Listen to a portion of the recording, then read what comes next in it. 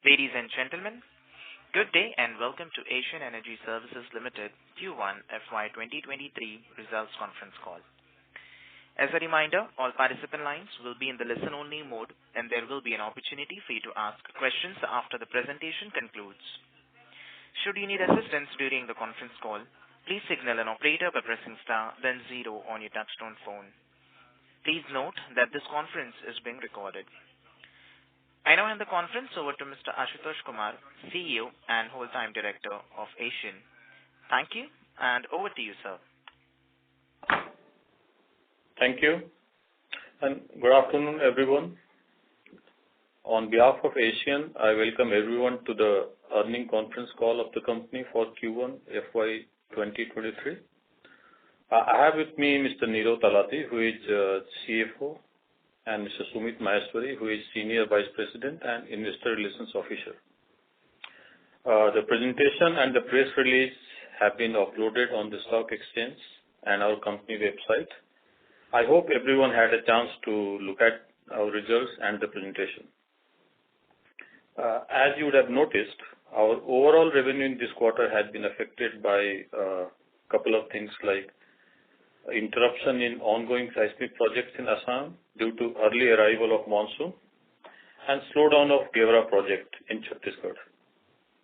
Both these projects have been resumed partially and we are in the process of expediting the Gewra project execution further in order to recover the revenue that we lost in the last quarter. Our coal handling projects in Jharkhand has finally kicked off this quarter.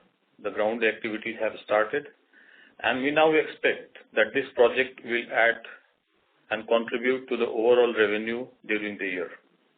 The ongoing field activity of CHP project at Gewra is also expected to pick up post-monsoon, which will add further revenue to the company. Another significant event that is we have successfully completed mobilization of the integrated operation and maintenance contract for Vedanta for their Swali facility. We had started this contract on 1st April this year and completed the mobilization as per the contract. The other contract that we already had, which is O&M of Anguri field, is progressing well. We are working on few more opportunities in this segment, O&M segment, and we intend to consolidate our position further by securing at least one more contract in this year. So this is as far as a brief update is concerned. Now we look forward to have questions from the session. Thank you so much. Thank you. Yeah, Faizan, we can take the question and answer session. Thank you very much. We will now begin with the question and answer session. Anyone who wishes to ask a question may press star and one on their touchtone telephone. If you wish to remove yourself from the question queue, you may press star and two. Participants are requested to use handsets while asking a question. Ladies and gentlemen, we will wait for a moment while the question queue assembles. First question is from the line of Rahul Shah, individual investor. Please go ahead. Good evening, gentlemen. I have a few questions. Yeah, please. Sometime back we had heard of some merger news with Oilmax. So how is that progressing, sir? Yeah, this is Sumit here. There is nothing on card or on discussion on the proposal of Oilmax merger with Asian. And whenever any such proposal will come, the board of directors of Asian will take appropriate action at that point of time. But currently, there is nothing on discussion on board agenda in terms of merger of Oilmax with Asian. Okay, sir. My second question is, what is the total current order book position with the company as of date? Yeah, Rahul. So presently for seismic, we have around 60 crore of contract on hand. Okay. And okay, so I'll answer this question. The total order book of the company comprises of all three segments currently is in excess of 500 crore rupees. The majority of the portion comprises of the coal handling plants order which we have, and it includes a long-term contract of O&M also.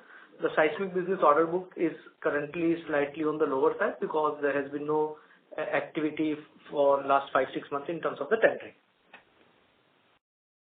Okay, sir.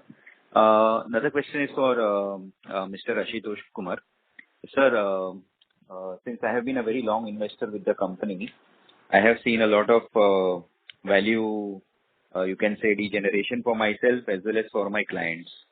So looking at the current valuation of the company, why doesn't the company go for a share buyback, something like that, or maybe, bring out something good so that, investors can cheer up what they have lost for the last 5 years? So I will answer your question slightly differently. So if you remember, last year we had made a strategic shift in our approach and ventured into coal segment. Our idea at that point in time was that it's not good to rely only on one business, which was seismic at that time. And accordingly, we have kind of started putting in our efforts to get into coal, secure businesses in coal and all. And if you notice, we have been quite successful in our efforts in the sense that we have managed to secure 2 CHP contracts, the total value roughly around 300 crores at that point in time. Now, I'm sure all of you have noticed that this quarter, the seismic performance has not been good. That is primarily because there was not much happening in the seismic area. At the same time, because we had our coal handling orders, we have been working on it, and that has been contributing to the overall order books as well as our revenue this point and going forward. So, in terms of value erosion, yes, there has been a dip little bit, as is reflected in the Q1 revenue. But because we believe our strategy has been successful and it's going to, give returns and bear fruits in the months going forward, I would like to basically suggest to all of you that whatever value erosion that you are looking at is temporary. Our efforts in coal area is already adding significant revenue going forward. So you will see improve in the overall revenue and performance this point forward. But sir, we are currently holding a sizable cash position also in our books. So maybe even if you see, you can say a 5 to 10 crore buyback also will create a good, upbeat for the shareholders also. Since we have never been a dividend paying company as of yet. At the same time, we had some, sizable price erosion also. And in the last 5 years, in fact, all the shareholders, we have not made significant wealth from ASIANENE, while we were expecting that, management change, all the changes that have taken place will build up some good value for investors. No, you're right. You're right in the sense that there has been value erosion. So as far as buyback is concerned, that's something that board will have to decide. And we are happy to take it to the board, not a problem.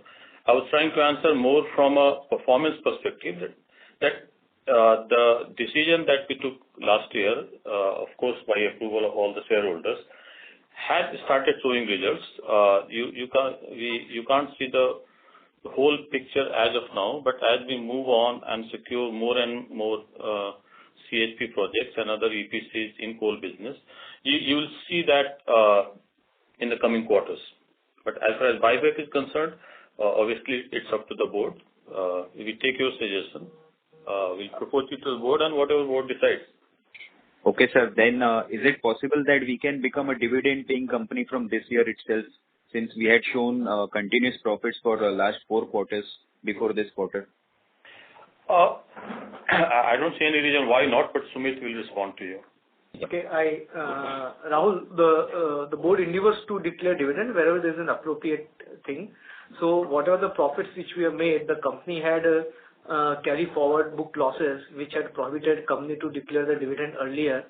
So once we crosses that limit, which we are quite hopeful to do in this year, then the board will definitely consider declaring the dividend, and the board will put up an formal dividend declaration policy also. So hopefully in this year we should be able to declare the dividend subject to the board approval. But yes, we have recovered the previous losses which had not allowed us to declare the dividend earlier, and now board will take appropriate decision accordingly. Okay, sir. Thank you. That's for my side. All the best to you all. Thank you very much. Thank you. Reminder.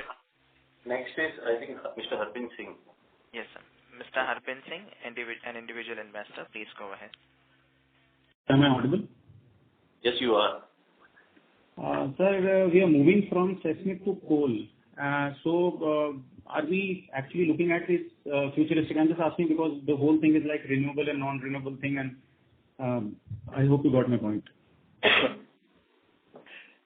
Yeah, if I have understood correctly, your question is when everybody is talking about renewable, how come we are focusing on coal? Non-renewable.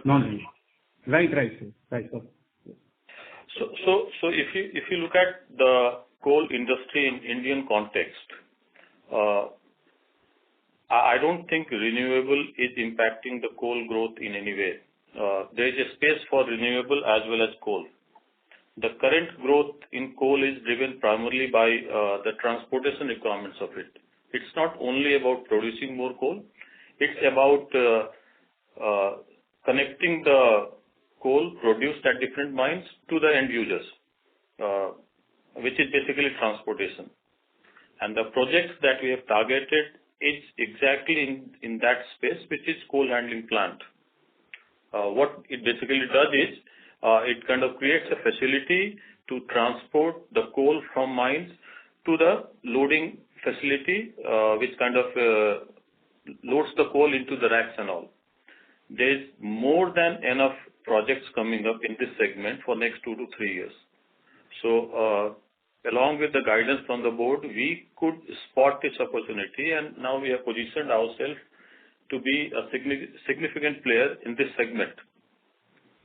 And that was the reason why we decided to diversify in this segment last year. I hope that answers your question.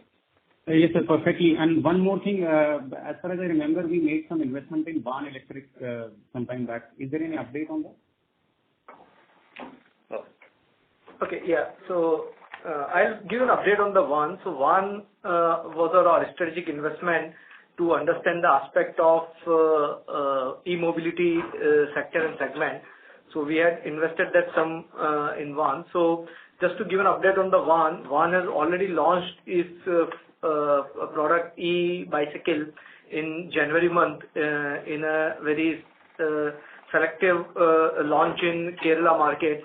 And now after 3-4 months of success and trial, Van has entered into a large scale Indian distribution system where they have already appointed 30-40 distributors, and they are opening their 3-4 exclusive showrooms. And now Van has developed their e-scooter also, which is currently in the process of getting the necessary approval from authorities in India, and they want to launch once the approval is there in the next year also. So Van was more from a strategic investment from our side to understand and be updated related to the e-mobility segment which is happening. And as a standalone, Van is doing good, and they are launching their product which has been well received by the market. So you will see a significant product launches and the value addition at Van level. And Asian is evaluating the further other opportunities also into this segment. As your last question was there, that we were just focusing only on the hydrocarbon sector. So at appropriate time, any new opportunity comes into enter into other segments also, we will evaluate at that point of time. Sir, just to there's one more question regarding Van. Like when we started with it, our aim was to get into, our focus was to get into charging stations rather than getting into, making distribution channels and focusing on that, investing on that. That is what I heard from management.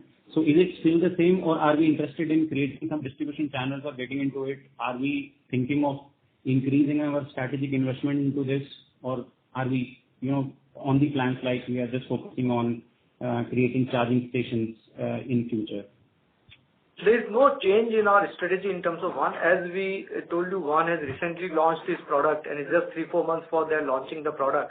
So we are still evaluating how the market is going to receive these products and what would be the best strategy going forward in terms of expanding our services offering into this particular segment. So depends on that particular aspect. The board will take appropriate decision, but currently nothing is on table in terms of increasing our stake in One or enter into a different type of agreement or setup with the One. Our strategy or investment objective in the One remains the same. Perfect, sir. Thank you. Thank you for answering my question. Thank you and all the best. Thank you. Thank you. Participants, to ask a question, you may press star and 1. A reminder to the participants, anyone who wishes to ask a question may press star and 1 at this time. The next question is from the line of Prakash Devan from Altamont Capital. Please go ahead. Hi. Can you hear me? Yes. Yes. Yeah. Okay. So, I'm sorry, I kind of logged in a bit late, so if I missed out on some of the critical explanation on why, what do you attribute this significant drop in revenue to? That was the first thing. And the second, I was given to understand in the earlier years, the quarters, whatever, that this O&M revenue had started accruing from some of the orders that had fructified last year. And the quantum was,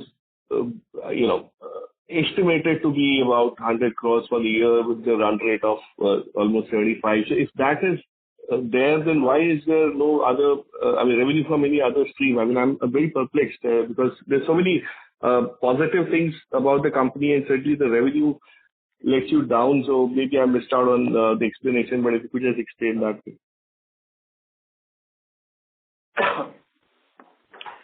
So the O&M revenue is on track. I'm not sure if it's there when we discussed that we have commenced one of our O&M contracts in Suwali for Vedanta.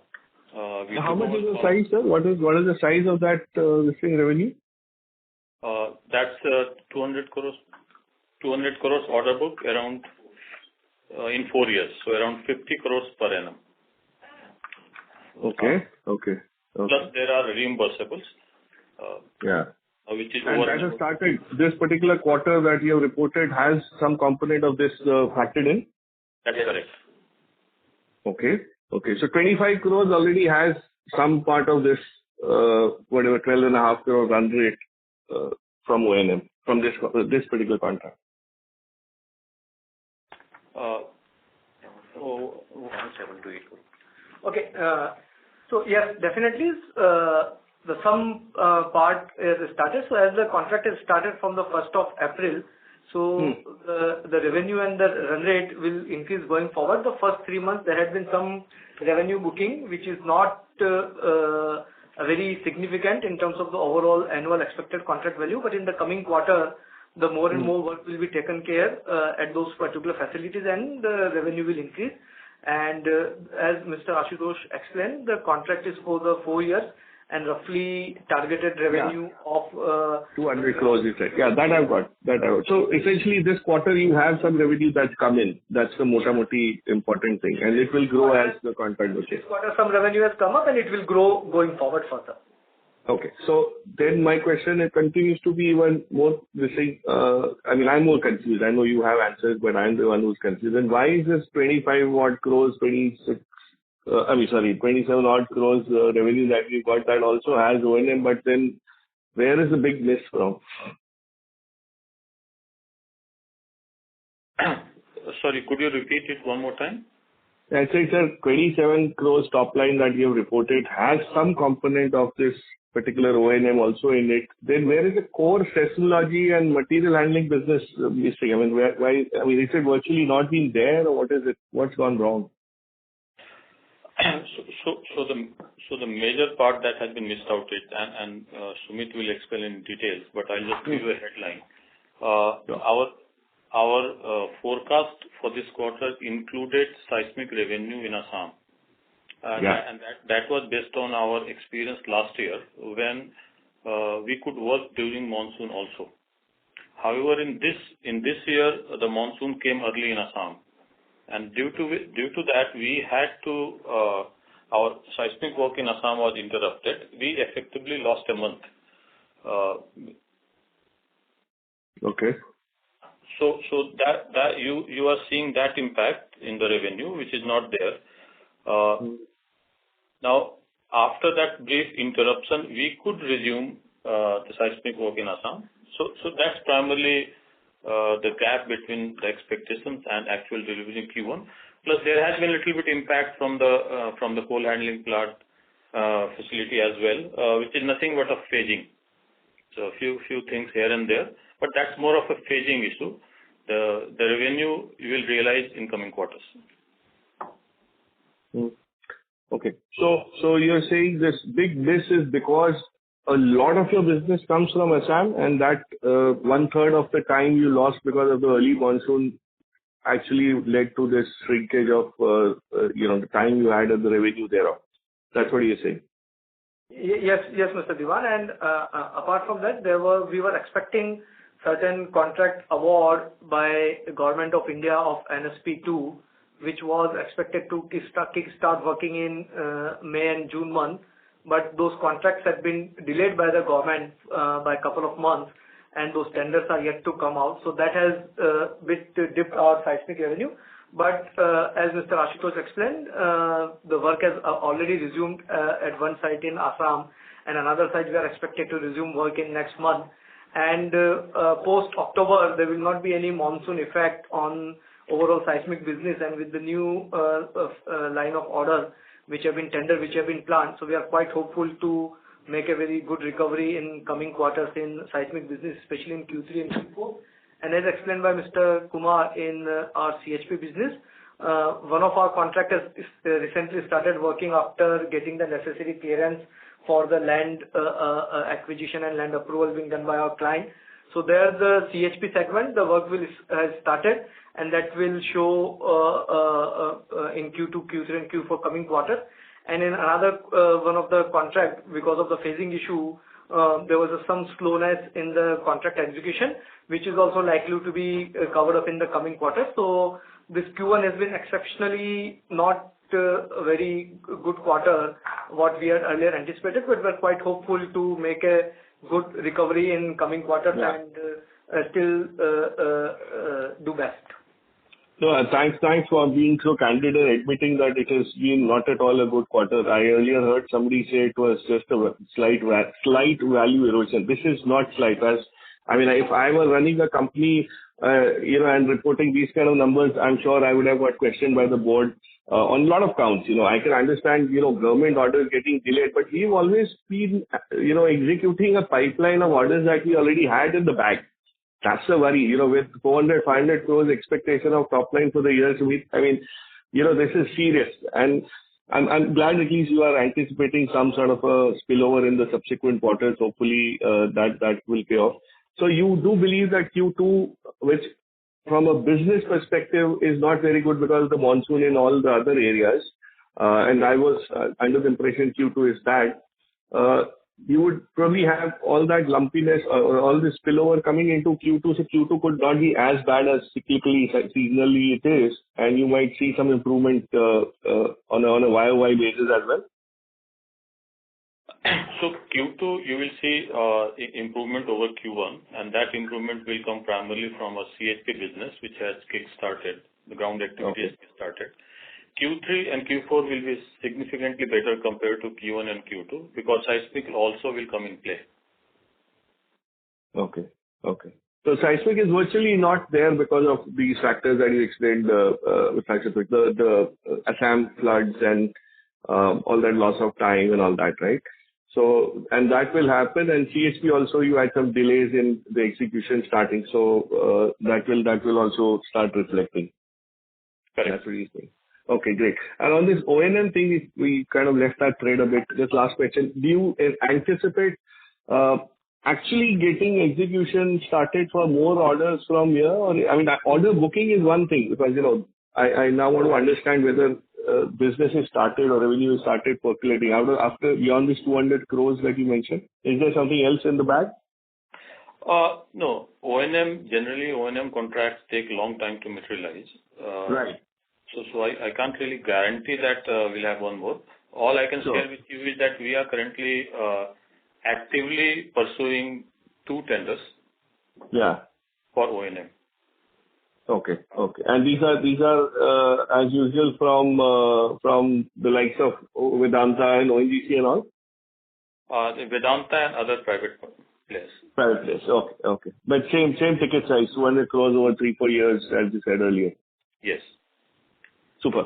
And this employee cost that's gone up, you didn't have seismic going on, coal handling is yet to start, O&M is just one contract that is off the floor. Why is the employee cost gone up? What's the reason? I mean, have you hired for future? What is this reason?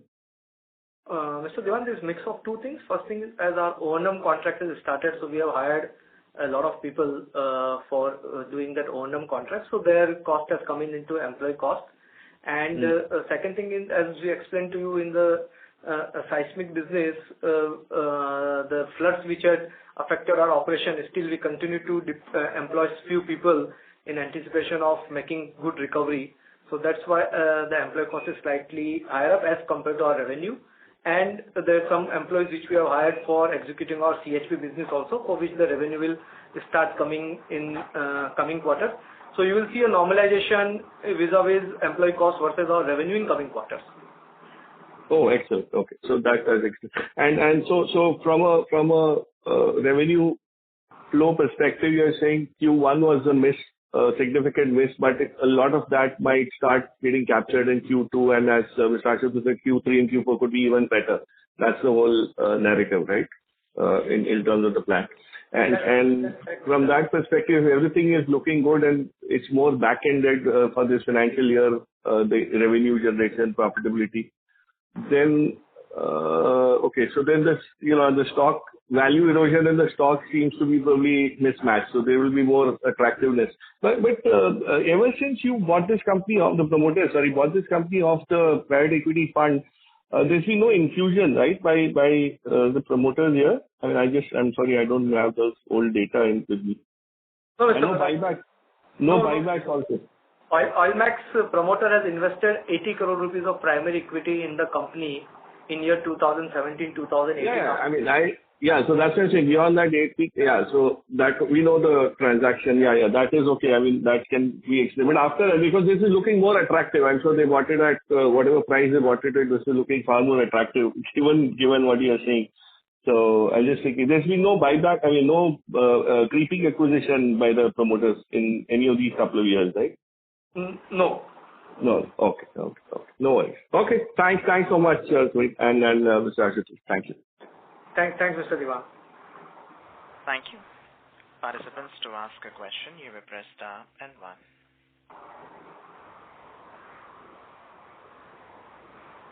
Reminder to the participants, anyone who wishes to ask a question may press star and 1.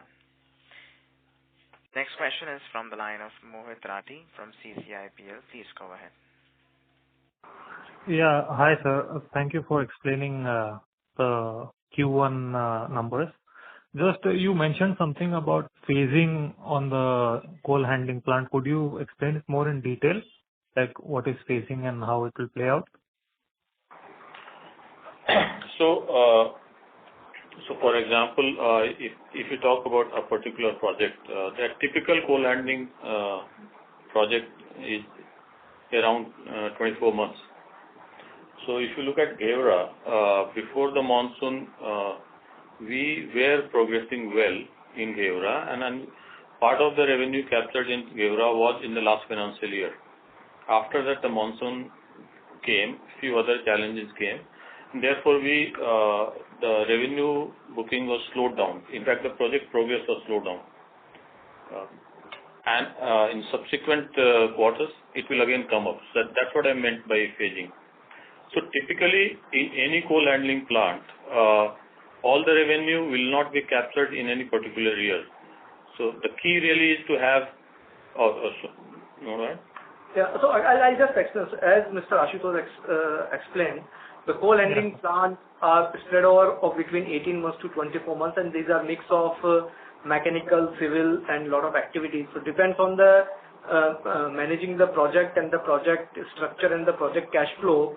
Few quarters you book slightly extra revenue in terms of placing of orders and making the orders, and the few quarters depends on your site execution in terms of the availability of land and the challenges related to the monsoon and the civil structure. You try to manage your operating cash flow level. So overall projects will get completed in the similar period time frame of 18 months to 24 months, but depends on at which particular stage you are into the project and which makes more commercial sense in terms of that particular month activity. You decide to slow down activities for couple of months, and you decide to further expedite the activities in coming months to maintain the balance both in terms of your costing and in terms of your utilizing best of your resources, giving the best value to your resources. So that is the meaning of phasing. So the last quarter, because of the rainy season and the challenges related to the civil structure in that particular project during those particular period, there has been some slowdown into those activities. In the coming quarter, those activities will further pick up, and overall projects will be completed in the same duration. So that's what we meant by the phasing. Sir, so is it fair to assume that when you are bidding for a project, like you are bidding, for the IRR of the project, so that will get realized in this CHP? Yes. So whatever our estimated margin, so when we bid the projects, we keep all those things into the picture, and we calculate and take factor of all these aspects into the picture, and we strive to maintain our margins with all these slowdown and fast track activities keeping into the mind. So and the entire margins will be realized during the project execution phase. So we are still on track, basically. Yeah. So we are slightly delay in that particular project, not from the client point of view, from our internal estimate point of view, and we are quite hopeful to cover up the ground in coming quarters and stay ahead of the track. So second question was, now that the crude oil price has gone up substantially in last 1-2 years, like, do you see any new opportunities or something? Like we had one Nigerian contract which we terminated, and things like that. Do you see any new opportunities on the horizon? Our business model is not actually directly dependent on crude oil. As you know, our business has been focused around seismic, and subsequently we decided to get into coal and all, which has nothing to do with crude oil. Seismic, we all wish that crude oil increase will have impact on seismic. Unfortunately, no, because seismic orders are driven by government policies and government decisions to start national seismic program. In terms of EPC in oil and gas local market, we don't see much activity in the areas of our interest in the short term basis. So I would say short term basis, crude oil price increase probably will not affect us one way or the other. Mm-hmm. But I mean, long term also, sir, if price is increasing, I'm sure there will be more demand for seismic activity. So that is where I was coming from. But your point is well taken. I mean, government policy is good for you. Point is well taken. Mr. Mohit, that's all. Yeah, sir. What we mean to say is no directly proportionate relation with the crude oil prices with our business activities, and our endeavor is to get into the long-term contracts where we minimize the cyclicality related to the crude oil prices and all those activities. So it's not a direct proportion related to the oil and gas activity with the crude oil prices. Understood, sir. Thank you so much. Thank you. Participants, to ask a question, you may press star and 1.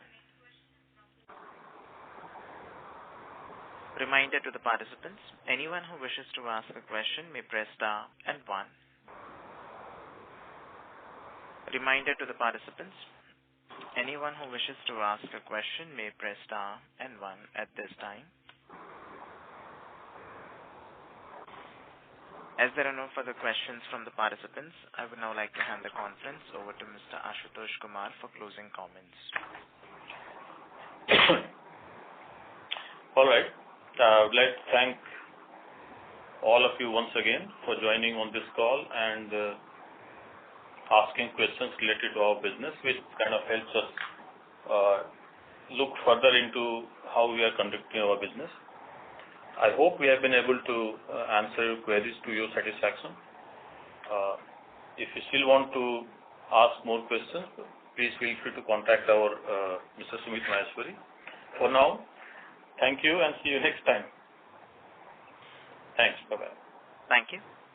Ladies and gentlemen, on behalf of Asian Energy Services Limited, that concludes this conference call. Thank you for joining us, and you may now disconnect your lines.